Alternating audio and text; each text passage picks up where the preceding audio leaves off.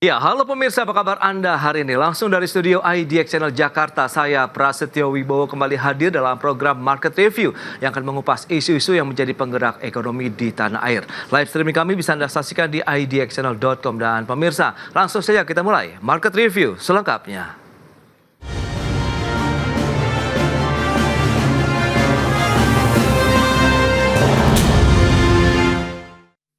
Ya, sejumlah tantangan membayangi perekonomian dunia di tahun 2025.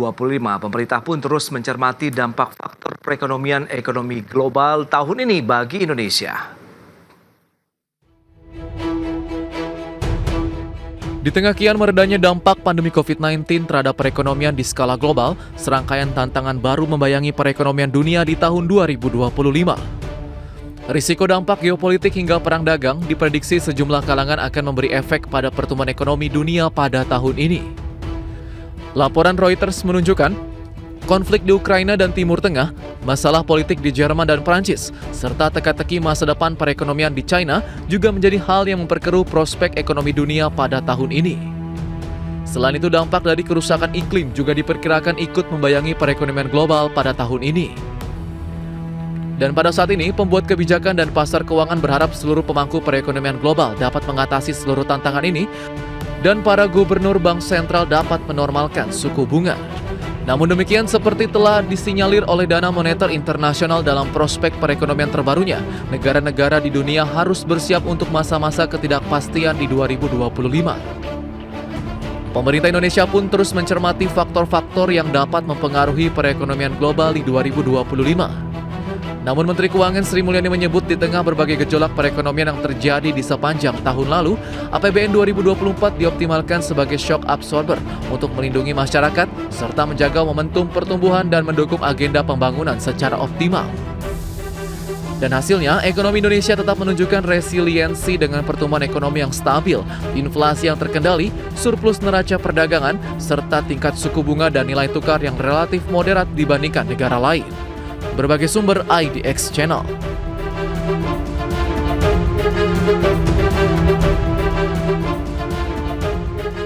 Ya.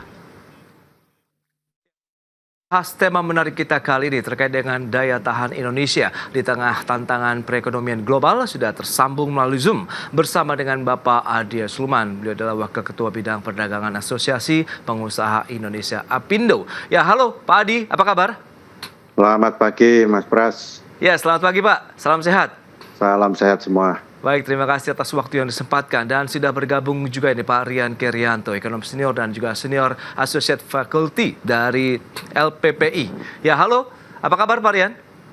Kabar baik Mas Pras, selamat pagi. Juga untuk Pak Adi Lukman, selamat pagi juga. Selamat pagi Pak Rian. Baik, terima kasih atas waktu yang disempatkan. Dan sebelum membahas lebih jauh ini Pak Rian, akan kita review terlebih dahulu bagaimana kondisi perekonomian global di sepanjang tahun 2024. Kita tahu dinamikanya ini cukup fluktuatif begitu Pak Rian, silakan. Kalau kita kilas balik sebentar ya Mas Pras, memang tahun 2024 yang lalu itu boleh disebut itu adalah tahun politik global ya, tahun politik global. Karena tahun lalu ada sekitar 70 negara itu menyelenggarakan pesta demokrasi dalam bentuk pemilu, baik untuk presiden, perdana menteri maupun untuk legislatif. Dan puncaknya adalah ketika 5 November lalu Amerika Serikat berhasil menyelenggarakan pemilu presiden dengan keterpilihan salah satu challengernya adalah Donald Trump menjadi presiden Amerika Serikat untuk term kedua setelah periode 2016-2020. Nah, tentu apa yang terjadi di tahun lalu itu dengan segala dinamika politiknya kita sebut adalah tahun yang penuh gejolak ya dari perspektif geopolitik. Nah, tahun ini itu masih memberikan semacam carry over ya atau sambungan dari risiko geopolitik di tahun 2024 karena tahun ini saya cermati ada kurang lebih 40 negara juga akan menyelenggarakan pemilu. Salah satu negara besar itu adalah seingat saya itu Jerman. Kemudian ada juga Italia seingat saya. Bahkan Kanada dengan mundurnya Justin Trudeau sebagai Perdana Menteri itu juga akan mewarnai tadi warna risiko geopolitik kita tahun ini. Nah, Indonesia sebagai negara yang bersifat terbuka, tentu apa yang terjadi di belahan dunia yang lain itu secara tidak langsung maupun langsung akan memberikan pengaruh ya, baik dari sisi yang positif maupun sisi negatif. Nah, di titik inilah kepiawaian dari para pengambil kebijakan di dalam negeri untuk bisa melakukan pemantauan dan juga sekaligus assessment ya, apa point view yang bisa kita ambil dari perspektif positifnya, kemudian bagaimana kita memitigasi atau mengantisipasi potensi-potensi dampak-dampak negatifnya. Terutama kemungkinan akan ada semacam perubahan arah kebijakan ekonomi di beberapa negara maju. Sebut saja Amerika Serikat dengan kemenangan Donald Trump. Nah, secara umum memang tahun lalu meskipun tekanan geopolitiknya begitu besar, ya terutama karena tensi di Middle East, kemudian perang Rusia Ukraina belum selesai juga. Tetapi review ekonomi dunia tahun lalu itu menurut saya cukup baik, meskipun belum ada angka resmi yang keluar, tapi hitung-hitungan kita itu mungkin 2,7 sampai 3,0% ekonomi dunia tahun lalu tumbuh di level itu.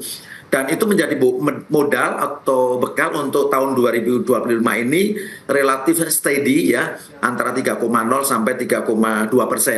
Sampai hari ini angka itu belum bergerak, Mas Pras. Mudah-mudahan memberikan semacam insentif ya bagi kita untuk kita bisa melakukan leveraging ya atau optimalisasi, terutama dari jalur transaksi perdagangan internasional kita, kemudian juga dari jalur keuangan, bagaimana kita bisa meningkatkan foreign direct investment kita, investasi asing lebih besar lagi ke dalam negeri. Saya kira itu highlights untuk tahun lalu dan mengawali tahun 2025 ini. Baik, Pak. Berikutnya, Pak Adi, Anda melihat bagaimana dengan kondisi saat ini begitu? Dengan beberapa tantangan tadi yang sudah disampaikan Pak Rian dari kacamata pelaku usaha Apindo melihat begitu. Apakah kondisi yang dialami di tahun 2024 juga tidak jauh berbeda begitu akan mungkin dialami oleh teman-teman pelaku industri di tahun 2025? Baik, kalau saya lihat, saya menambahkan dari Pak Rian tadi sangat benar sekali.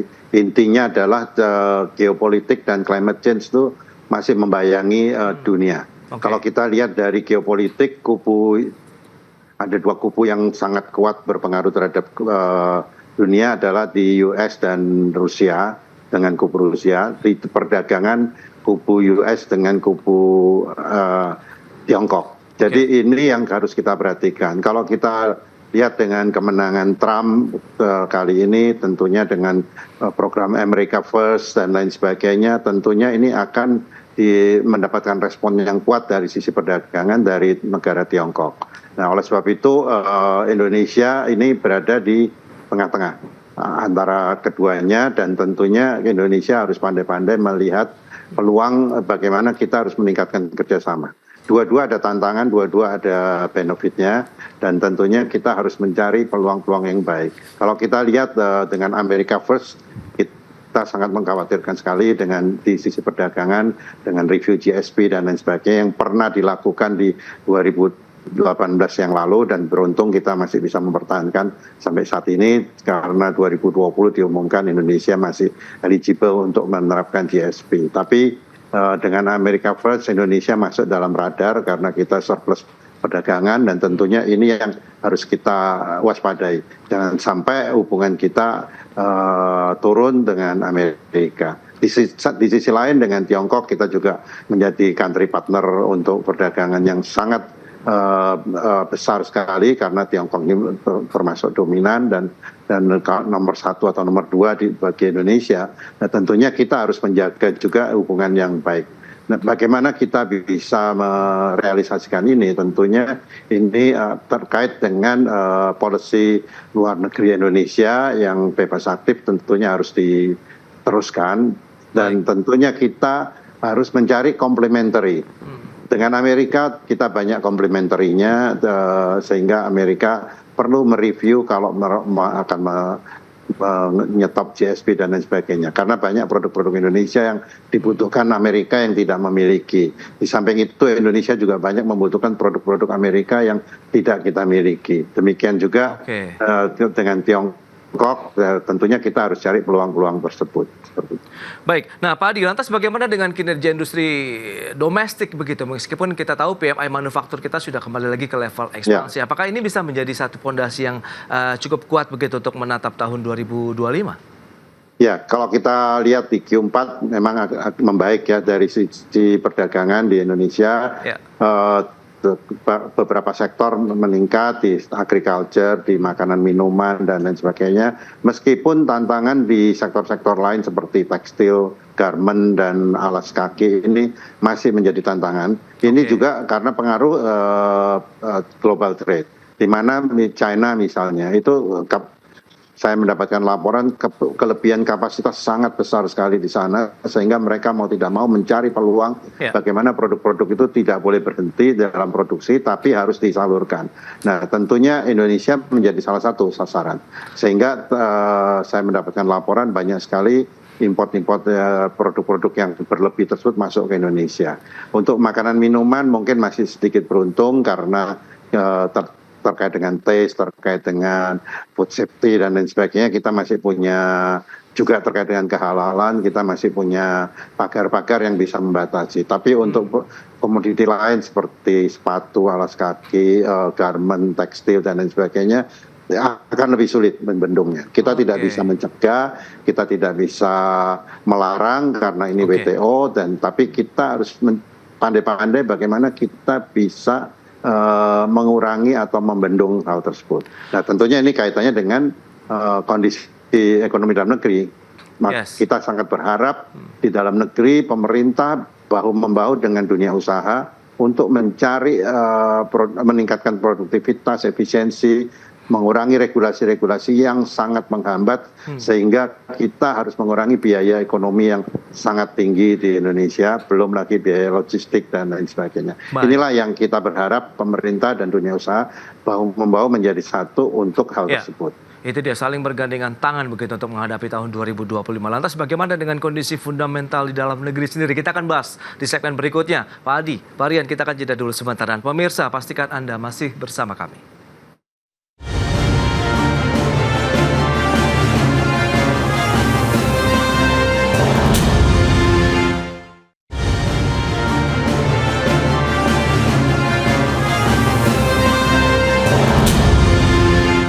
Ya, Anda masih menyaksikan Market Review. Pemirsa, berikut ini kami sampaikan data untuk Anda terkait dengan neraca perdagangan kumulatif Indonesia. Dia ini periode antara Januari sampai dengan November 2024. Ya, selengkapnya bisa Anda saksikan di layar televisi Anda. Bagaimana dengan neraca perdagangan di Januari sampai dengan November 2024 yang tercatat 28,86 miliar dolar Amerika. Di mana data ini turun sekitar 14,1% dibandingkan dengan Januari-November 2023 yang tercatat 33,6 miliar dolar Amerika. Berikutnya, negara penyumbang surplus perdagangan terbesar bagi Indonesia, kita lihat Amerika Serikat ini masih mencatatkan 15,13 miliar dolar Amerika, menyusul India 14,36 miliar dolar, kemudian Filipina 8,2 miliar dolar Amerika Serikat periode Januari sampai dengan November 2024. Dan selanjutnya kita lihat negara penyumbang defisit perdagangan terdalam bagi Indonesia. Ini ada Brazil, Australia, dan China. Kita lihat Brazil 344 juta dolar, kemudian Australia 321,1 juta dolar, dan China 283,2 juta dolar Amerika Serikat. Dan berikutnya kita lihat pergerakan nilai tukar rupiah di sepanjang Januari 2025 masih bertengger di 16 ribuan per dolar Amerika Serikat. Baik, kita lanjutkan kembali perbincangan bersama dengan Bapak Rian Kerianto, ekonom senior dan senior associate faculty dari Lembaga Pengembangan Perbankan Indonesia, dan Pak Adi S. Lukman, Wakil Ketua Bidang Perdagangan Apindo. Baik, Pak Aryan, berdasarkan beberapa data tadi yang sudah kita sampaikan, lantas bagaimana langkah-langkah yang perlu kita cermati dari sisi fundamental ekonomi Indonesia sebenarnya masih cukup kuat tidak sih? Meskipun kita tahu tekanan cukup beragam begitu, dinamikanya cukup kuat di sepanjang tahun 2024, tapi kita masih mampu nih tumbuh rata-rata 5%. Anda melihat bagaimana, Pak? Review saya untuk ekonomi kita tahun lalu 2024 mungkin prognosis angka pertumbuhan sekitar 5% sampai 5,03% lah, full year. Yeah. Tetapi sebetulnya kalau lihat dari tone-nya itu mengarahnya ke kondisi perlemahan. Q1 tahun lalu kita tumbuh 5,11, seingat saya 5,11%. Kuartal 2 kita tumbuh 5,05%. Okay. Kemudian kuartal 3 kita tumbuh turun lagi 4,95%. Di kuartal 4 kita mungkin tumbuhnya masih relatif kuat antara 4,9 sampai 5%, sehingga kalau kita setahunkan ya ketemunya more or less 5%. Itulah potensi atau mesin pertumbuhan ekonomi kita yang paling optimal yang bisa kita capai dengan pertumbuhan 5%. Dan ini berlaku atau terjadi dalam kurun waktu 1 dekade atau 1 dasawarsa. Tapi catatan pentingnya adalah bahwa dengan pertumbuhan 5% prognosis tahun lalu itu, ternyata kita dibarengi dengan laju inflasi yang amat rendah sejak sejarah ekonomi Indonesia. Tahun lalu kita inflasi itu full year itu 1,57%. Apapun reasonnya, kita harus katakan bahwa memang terjadi, maaf kata, pelemahan ekonomi. Okay. Dengan inflasi yang sangat rendah itu, boleh kita bilang bahwa level konsumsi publik atau konsumsi masyarakat itu memang nggak bangkit. Kita tahu ada 5 bulan berturut-turut tahun lalu kita mengalami deflasi atau inflasi negatif, yang jelas itu mengindikasikan pelemahan daya beli sebagian lapis masyarakat kita, terutama yang kita kenal dengan kelas menengah itu. Yeah. Nah tentu ini tidak boleh berkelanjutan di tahun 2025 ini, Mas Pras, karena itu akan carry over ke tahun ini, plus tadi disinggung ya juga oleh Pak Adi bahwa landscape ekonomi dunia kan berubah dengan keterpilihan beberapa pemimpin baru atau non petahana atau non incumbent. Contohnya adalah Presiden Amerika Serikat Donald Trump, tentu bisa mengubah konstelasi arah kebijakan ekonomi negara-negara tersebut. Tadi Pak Adi bagus banget sudah memberikan penekanan. Hampir pasti akan terjadi perubahan arah kebijakan Amerika Serikat secara radikal, ya, dengan tagline kampanye Make America Great Again, American First, kemudian yang itu semuanya adalah mengarah kepada proteksionisme gaya baru model Donald Trump dengan segala cakupannya. Tentu ini akan memberikan semacam pressure ya kepada negara-negara mitra dagang Amerika Serikat. Di luar Indonesia, sebetulnya yang menikmati surplus dengan Amerika tinggi itu ada Kanada, ada Vietnam, ada Meksiko, dan juga untuk Vietnam. Mungkin negara-negara ini akan terkena penyesuaian tarif bea masuk barang-barang mereka ke Amerika. Ya, Indonesia dugaan saya kita masih akan menikmati fasilitas GSP, karena meskipun kita surplus dengan Amerika, tetapi kalau kita compare dengan mitra dagang Amerika yang lain, kita itu terbilang relatif, maaf kata, relatif kecil atau tidak dominan. Nah, lalu kalaupun itu terjadi semacam arah perubahan kebijakan, betul sekali, ya kita harus mencari complementary, bukan substitusi. Kalau substitusi kan mengganti pasar baru. Ini melengkapi pasar yang sudah ada dengan pasar-pasar yang baru. Entah itu di Middle East barangkali, atau mungkin di Latin Amerika, dan sebagainya. Makanya tadi datanya bagus, Mas Pras. Ternyata penyumbang defisit negara kita bukannya China, tapi justru Brasil. Berarti kan sudah ada perubahan orientasi arah kebijakan perdagangan internasional kita. Nah, last but not least, tentu perubahan landscape itu harus kita cermati betul-betul, sehingga nanti di dalam kita menyusun bauran kebijakan baik dari sisi moneter, dari sisi fiskal, dari sisi investasi maupun dari sisi keuangan, itu paling tidak sifatnya preemptif sekaligus antisipatif dan presisi atau relatif akurat. Kalau tidak, kita maaf kata, kita akan bisa tanda petik ya, kita bisa kecolongan dalam artian di dalam mendesain arah kebijakan kita ternyata tidak mampu menjawab perubahan arah kebijakan ekonomi global. Nah itu highlight yang saya share, Mas Pras. Baik Pak Rian. Nah Pak Adi, lantas bagaimana seberapa kuat akhirnya resiliensi daya tahan begitu dari sektor dunia usaha kita, industri khususnya manufaktur begitu di tahun 2025 dengan tantangan fundamental juga yang tadi sudah disampaikan oleh Pak Rian. Apakah ya ini sudah cukup kuat strategi yang sudah disiapkan oleh pelaku industri meskipun tadi harus ada upaya bergandengan tangan dengan pemerintah juga begitu untuk berjuang bersama? Ya, kalau saya lihat Indonesia ini variasi produk dan sektornya cukup luas ya. Dan tidak semua sektor kuat, tidak semua sektor lemah. Oleh sebab itu kita harus memilah-milah mana sektor yang kita cukup resilience dan mana yang tidak.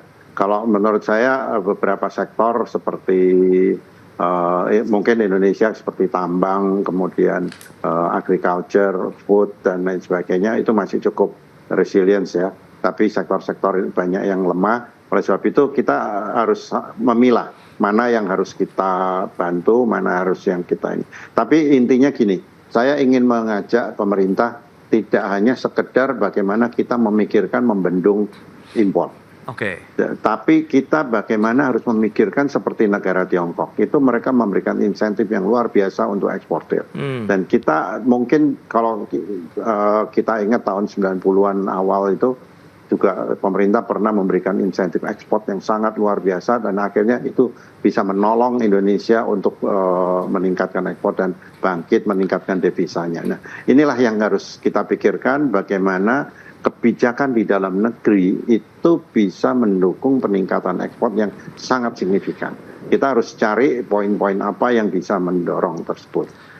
Sementara di Indonesia ini banyak sekali peraturan-peraturan yang tidak sinkron, mulai seperti contoh misalnya mulai dari ketersediaan bahan baku antara import dan lokal, kemudian kebijakan DHE dan lain sebagainya, yang menurut saya ini sangat melemahkan semangat untuk peningkatan ekspor. Ini yang harus kita usulkan ke pemerintah, ekspor harus diutamakan. Di samping penanaman modal ya, tentu sangat penting sekali. Nah kebijakan apa ataupun insentif apa yang sebenarnya diinginkan dan lebih tepat sasaran begitu ya Pak Adi? Kita akan bahas nanti di segmen berikutnya. Kita akan jeda kembali sebentar dan Pak Rian, kita akan jeda sebentar dulu. Dan pemirsa, kami akan segera kembali usai pariwara berikut ini.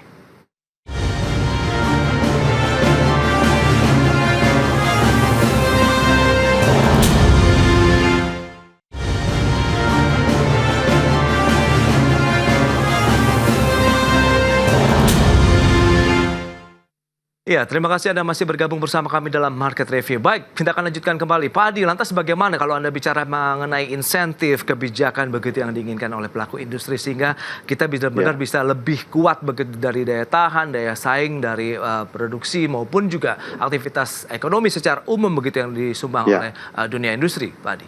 Oke, baik, karena waktu singkat saya ingin masuk dulu ke kondisi kemudahan berusaha.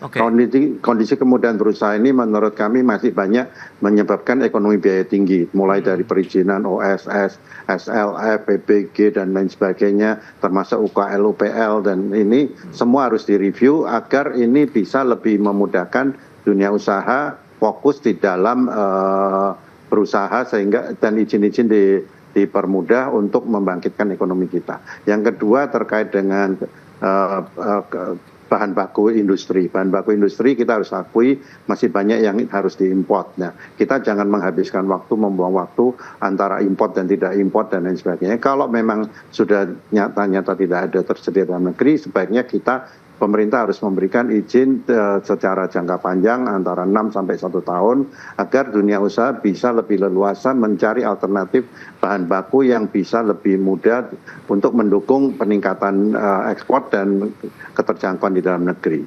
Kemudian yang ketiga seperti tadi saya sampaikan, insentif-insentif ekspor yang harus diberikan. Salah satu yang pernah kami usulkan adalah misalnya KIT, kemudian import tujuan ekspor 2 tahap. Sebenarnya banyak perusahaan-perusahaan yang tidak import sendiri untuk bahan bakunya, tapi mereka beli dari importir. Tapi perusahaan-perusahaan ini tidak mendapatkan fasilitas KIT. Oleh sebab itu KIT 2 tahap ini perlu dihidupkan lagi untuk dibahas sehingga bisa memberikan insentif bagi eksportir untuk meningkatkan kinerjanya dan berdaya saing di dalam pasar global. Dan tentunya juga kemudahan-kemudahan di dalam melaksanakan ekspor tersebut, termasuk dukungan pemerintah untuk pameran-pameran dagang dan lain sebagainya, mengoptimalkan perwakilan-perwakilan kita di luar negeri untuk meningkatkan ekspor kita. Kita harus mencontoh negara-negara lain yang sangat proaktif. Akhir-akhir ini Indonesia kebanjiran tamu-tamu untuk meningkatkan ekspor mereka ke dalam masuk ke Indonesia, dan tentunya kita harus kunjungan balasan untuk bagaimana kita meningkatkan ekspor ke negara-negara tujuan tersebut, termasuk ke emerging countries yang tidak ada pengaruh dengan tadi global ekonomi dan lain sebagainya ya, termasuk ke Timur Tengah, Afrika dan lain sebagainya, bahkan mungkin Amerika Latin yang tadi dikatakan juga defisit kita cukup besar ya. Tentunya ini juga perlu upaya-upaya lebih lanjut, dan tentunya kita juga harus mereview ternyata banyak FTA dan CEPA kita itu yang menyebabkan malah Indonesia defisit. Ya seperti tadi disebutkan salah satunya adalah Australia. Kita melihat bahwa memang dengan Australia kita tadinya kita berharap kita bisa membalance perdagangan, ternyata kita makin defisit dengan Australia. Mungkin itu beberapa yang harus kita lakukan bersama. Itu dia beragam insentif yang diharapkan, bagaimana upaya dan dukungan pemerintah begitu ya, untuk bisa bagaimana memberikan dukungan terkait dengan pameran dagang, mengurangi biaya tinggi begitu di atas keekonomian kita, kemudian ada insentif ekspor bagi pelaku usaha. Nah, Pak Rian, kalau kita bicara mengenai insentif subsidi yang diberikan begitu bagi dunia usaha, kemudian kita tahu dengan insentif yang sudah diberikan ada gas murah dalam artian HGBT begitu, kemudian di sektor properti ada PPN, mungkin juga ini DTP begitu ditanggung oleh pemerintah, dan PPNBM ditanggung pemerintah untuk otomotif khususnya kendaraan listrik yang dibebaskan 100% di sepanjang tahun 2025. Lantas bagaimana dengan kebijakan fiskal yang sudah diberikan, daya dukung APBN kita juga begitu kalau memang ada insentif yang diberikan? Apakah nanti berdampak terkait dengan penerimaan negara atau justru nanti ada multiplier effect yang diharapkan? Overall ya, given berbagai stimulus yang disiapkan oleh pemerintah melalui jalur fiskal maupun dari bank sentral melalui jalur kebijakan moneter dan juga melalui jalur kebijakan di sektor keuangan yang itu menjadi domainnya otoritas jasa keuangan, maka semuanya harus mengerucut kepada tadi udah disinggung Pak Adi, itu adalah bagaimana kita meningkatkan competitive advantage. Bahasa kerennya adalah ease of doing business. Ya, kita harus perbaiki terus. Ada sekitar 10-12 elemen di dalam kita meningkatkan ease of doing business, sehingga kita mampu satu menarik investasi asing masuk ke dalam negeri, dan sebaliknya kita meningkatkan produksi ekspor kita, karena dengan ease of doing business yang bagus, tentu ongkos produksi ya yang terkait langsung dengan produksi kita menjadi lebih efisien. Nah, maka barang-barang kita akan menjadi kompetitif di pasar global. Nah, itu juga relevan Mas Pras, Pak Adi, dengan upaya kita untuk menurunkan angka ICOR kita. Ini jarang orang sebut, tapi perlu kita note, incremental capital output ratio kita atau ICOR kita itu kan di ASEAN saja, setahu saya itu tertinggi. Ya, angka kita sekitar 6, sementara average in Asia itu 4-4,5%. Artinya apa? Artinya investor asing kalau mau invest, asing dan domestik maksud saya, kalau mau invest di Indonesia, itu biaya-biaya yang timbul itu jauh lebih mahal dibanding di negara tetangga kita. Nah, itu tentu harus menjadi catatan ya, menjadi catatan. Karena bagaimanapun stimulus-stimulus tadi disediakan oleh Bank Indonesia, oleh OJK, oleh Kementerian Keuangan, dan oleh kementerian yang lain termasuk Menteri Perindustrian dan Perdagangan, tetapi kalau peringkat ease of doing business kita juga masih kalah dibandingkan negara tetangga, akibatnya leveraging atau utilisasi dari insentif itu tidak optimal, karena yang jauh lebih fundamental kita perbaiki adalah tadi perbaikan bisnis, perbaikan investasi, kemudian investasi, debirokratisasi dan sebagainya. Itu yang sebetulnya secara real diharapkan oleh teman-teman pelaku usaha. Nah, itu diperkuat dengan insentif-insentif. Jadi insentif itu sebetulnya sebagai semacam tanda petik ya stimulus tambahan. Tapi stimulus yang paling dominan dan itu relevan adalah tadi perbaikan daya saing kita melalui jalur debirokratisasi, deregulasi, kemudian berusaha, berinvestasi dan sebagainya. Sehingga angka ICOR kita bisa turun paling nggak kita compare dengan negara-negara tetangga kita seperti let's say Singapura atau mungkin Thailand, Malaysia lah. Dan paling nggak kita di atas daripada Vietnam, Kamboja, Laos, atau Brunei Darussalam. Itu yang menurut saya lebih fundamental, Mas Pras. Itu dia ya, beberapa hal yang perlu dicermati ICOR, kemudian is to doing business Indonesia yang masih harus terus diperbaiki di tahun 2025 ini. Baik, Pak Adi, Pak Rian, terima kasih banyak informasi, update, dan juga bagaimana analisis Pak Rian terkait dengan kondisi perekonomian global, kemudian di dalam negeri, dan juga Pak Adi atas update-update terbaru ya mengenai industri di Indonesia. Dan semoga semakin maju juga untuk sektor industri nasional di tahun 2025. Terima kasih, selamat melanjutkan aktivitas Anda kembali. Salam sehat, Pak Adi, Pak Rian. Sampai berjumpa kembali. Salam sehat semuanya.